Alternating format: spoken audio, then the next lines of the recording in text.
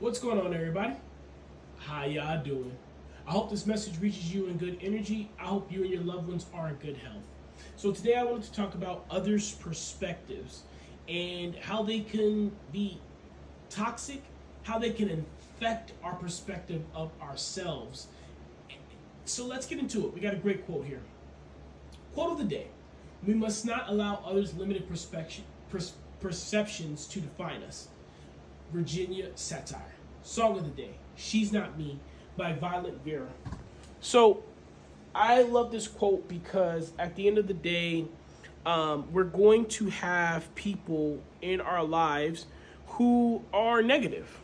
I mean, for lack of a better term, for lack of a better scenario, they just do not perceive things in reality to ever going to get better, to ever be able to get better. They are not interested in improving themselves or their situation. They're okay with things the way they are, and they don't care to try to make them, to improve them.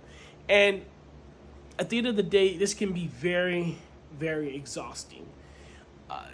Dealing with these people, it's not something that we can completely forgo out of our lives. There's always going to be somebody who is negative that we have to deal with, whether it be at work, school, the gym, in line for food, at the grocery store. There are just some people, in some places, that are always going to be negative. It's impossible to completely eliminate them. It is possible to limit our exposure to them, but what we want to do is guard our inner thoughts. We want to guard our energy. We want to protect our peace from people like that. We don't want their perspectives to limit what we think of the world, what we think is capable, what is possible, and how we go about trying to improve ourselves day to day.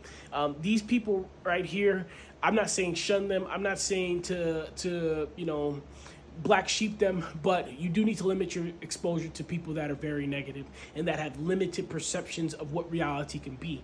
The more you hear something, the more it's going to sound like the truth. Whether it's a blatant lie or not, eventually you hear a lie long enough, it will start to sound like the truth.